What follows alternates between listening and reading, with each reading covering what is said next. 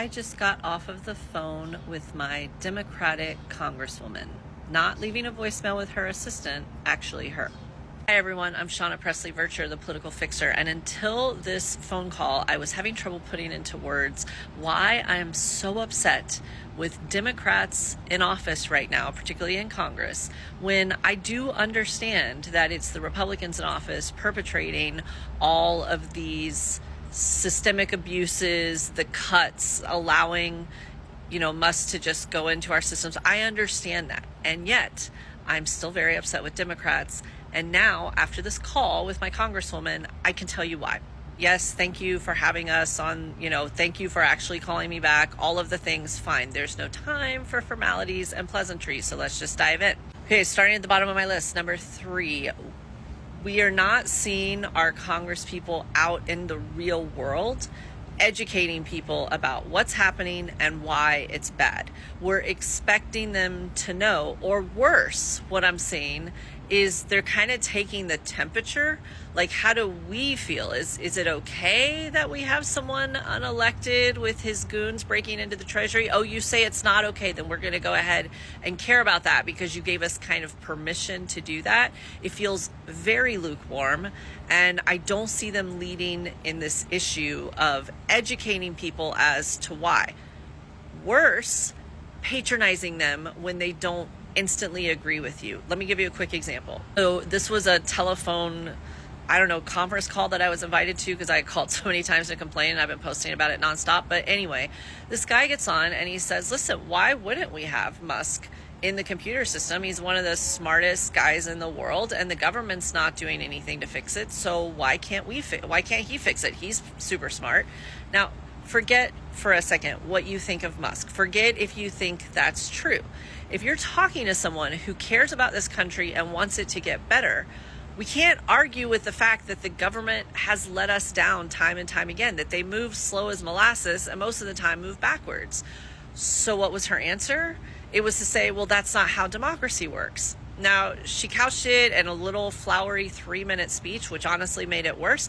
But it wasn't to explain to this guy about checks and balances, about what could go wrong and how it could impact him. It was to talk down to him when he asked, honestly, a fair question. We've got to stop doing that. We have got to talk to people who have concerns and explain how what's happening impacts them. Not, oh, you don't agree with me right away, you don't see the problem right away. Well, then let me tell you in flowery language how that's just not how we do it in America. If we're looking to bring people in and actually use this as an opportunity to grow our base, that ain't it. Number 2 thing that I realize is really upsetting me right now with our Democratic leadership. They are moving so dang slow, and we're just getting lapped. So one of the things they're talking about is a bunch of lawsuits that have been filed by attorneys general and different organizations and nonprofits, and that's great. Meanwhile, while you're battling at that speed in a court system that he does not respect, he's just taking things and accessing data and cutting programs, and we're hearing about all of the devastation and impact. So they're talking about filing bills that make it illegal for people to access our tax data if they're not through security clearance. That's already illegal. I can't go in and get your tax data legally. So it just really feels like we are moving at an antiquated pace, and they're just playing this game that doesn't exist anymore. As my grandfather would say, there's no hitch in their giddy up.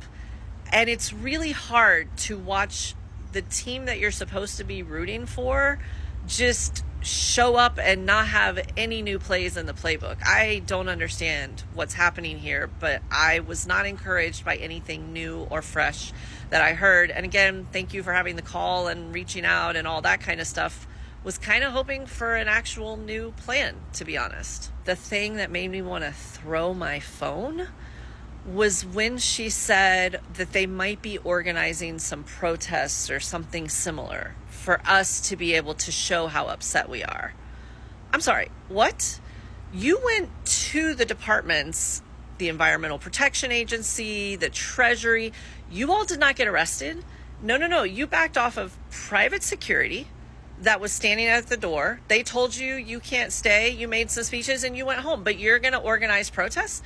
I'm in the South. Okay, what do you think is going to happen to people in my area if they protest? They're going to get arrested or worse. I'm in Florida. You can legally run us over if you disagree with us. And if you don't believe me, Google that. I'm literally serious here. So this idea that you're going to use us as cannon fodder to encourage you to do what that you're not doing now, what is our protest going to do exactly? Listen, I am all for free speech. I am all for standing up even when it's difficult. But if you are someone in power with privilege and access and resources and means, and you are not willing to do anything to put yourself in harm's way, what are you even talking about? Saying you're going to organize protests to put us in harm's way. Protests for why? You know how we feel. More than that, even if you didn't, you took an oath of office, you know what's right and what needs to be done, even if it was unpopular. Stop waiting for us to give you permission and to be your human shield until you actually do something that matters. Do I have every answer? No. Do I think this is Democrats' fault? No, that's not what I'm saying. What I'm saying is that the people in office have more power and they have more protection than all of us. And they are supposed to be a unifying force to bring people to the table. And if they can't do that, I understand they're not magicians. I understand they're not the ruling party or whatever. Guess what? I remember the Obama era. I remember Mitch McConnell, and they did a really good job of obstructing even when they were not the party in power. I want to see more get in the fight, lead us to where you want to go. Do not stand back and politely clap while we do all of the heavy lifting for you. I don't know what the answer is. I'm going to continue to try to find it. I'm willing to help Democrats with their god-awful messaging that are in power, that are so scared to just be real for 5 minutes.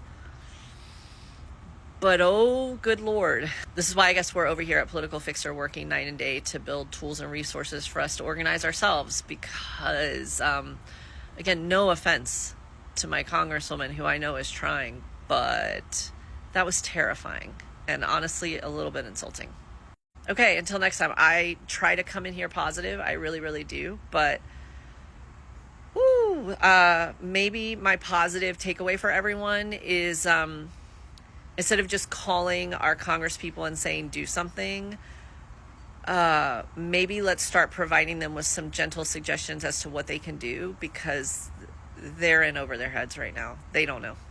So we're going to have to get organized and maybe lead them. And that's just where we are right now. Appreciate everyone. Be safe, and I'll talk to you all soon.